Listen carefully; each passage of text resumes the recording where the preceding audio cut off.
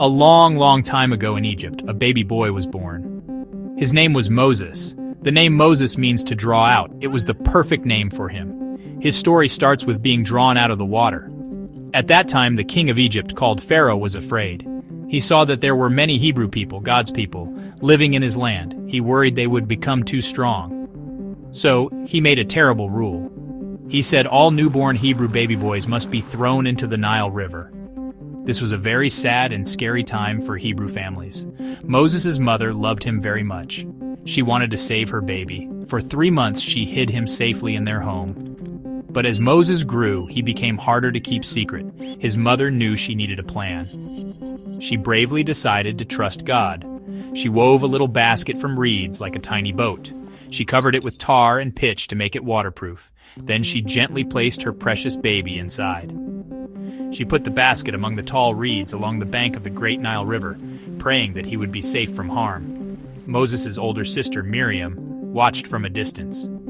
She wanted to see what would happen to her little brother. Soon, someone very important came down to the river. It was Pharaoh's own daughter, the princess. She came with her maids to bathe. She saw the basket floating in the reeds and was curious. She sent one of her maids to go and get it for her. When the princess opened the basket, she saw the baby boy. He was crying, and her heart was filled with kindness and love for him. She knew he was one of the Hebrew babies.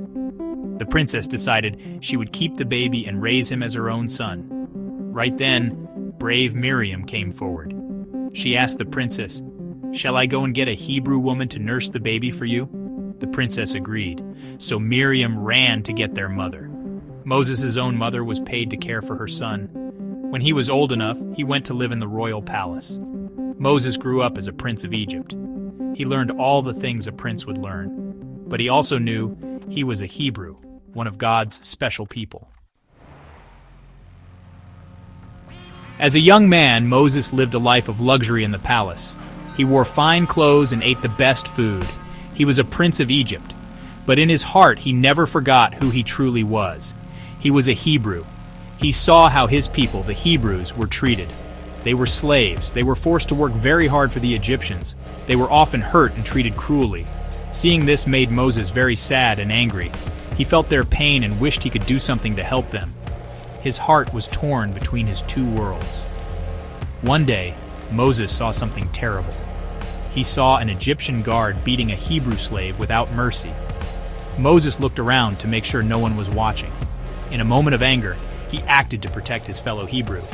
He struck the Egyptian, and the guard fell down, dead.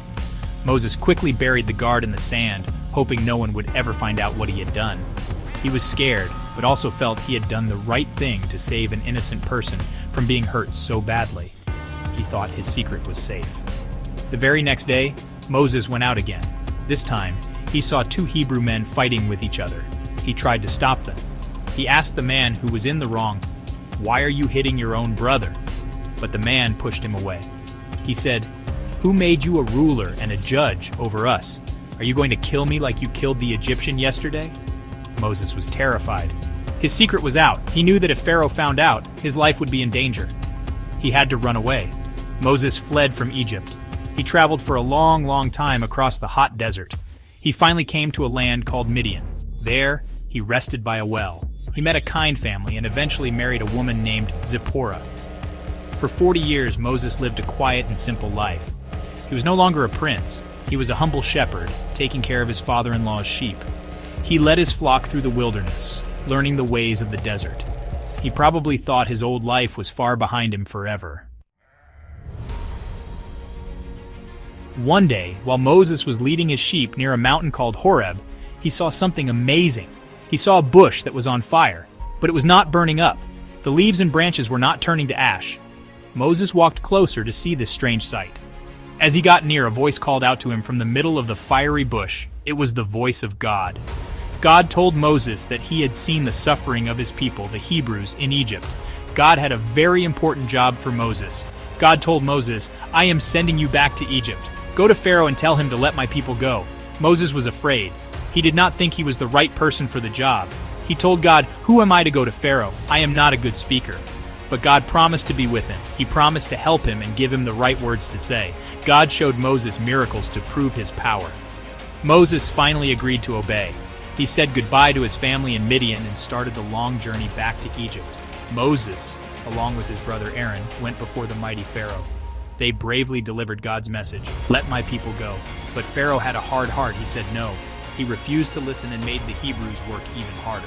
So God sent 10 terrible plagues upon Egypt to show his power and convince Pharaoh. There were plagues of frogs, locusts, and darkness. With each plague, Moses warned Pharaoh, but the king would not change his mind. The final plague was the most terrible, and at last, a heartbroken Pharaoh told the Hebrews to leave. Moses led his people out of Egypt, the land where they had been slaves for hundreds of years. Hundreds of thousands of people left with him. But soon Pharaoh changed his mind again. He sent his army of chariots to chase them. The Hebrews were trapped between the army and the great Red Sea. They were so scared, but Moses told them to trust God. Moses lifted his staff, and God performed a mighty miracle. The waters of the Red Sea parted, creating a dry path for the people to cross. After they were safely on the other side, the waters crashed back down on the Egyptian army. Leading the people to freedom was just the beginning of the journey. Moses led the Israelites through the vast and difficult wilderness for 40 long years. It was not an easy task. The people often complained. They complained about being thirsty and hungry. They even complained that they wanted to go back to being slaves in Egypt. Through it all, Moses had to be patient. He prayed to God for help. God provided for his people. He sent them sweet bread from heaven called manna and water from a rock. During their time in the desert, God called Moses up to the top of Mount Sinai. There, amidst thunder and lightning, God gave Moses 2 stone tablets. Written on these tablets were the 10 Commandments. These were God's most important laws for how people should live and how they should love God and each other. Moses brought the laws down from the mountain and taught them to the people. He was their leader, their teacher, and their judge. He helped them learn how to live as God's chosen people, following his good ways. Even though Moses was a great leader, he made mistakes too. He was human, just like us. Because of one specific moment of disobedience, God told Moses that he would not be the one to lead the people into the promised land. This must have been very sad news for him. After 40 years of leading them so close, he would only get to see the land from a distance. From the top of a mountain, God showed Moses the beautiful land of Canaan that he had promised to them. It was a land flowing with milk and honey. Moses died before entering the promised land, but his story did not end there. He left behind a powerful legacy. He had faithfully served God and led his people out of slavery. He taught them God's laws that would guide them for generations. The life of Moses teaches us so many important things. It shows us that God can use ordinary, imperfect people to do amazing things. It reminds us that faith, patience, and obedience are important on our own life journeys. Moses' story is a timeless reminder of God's power and his incredible love for his people.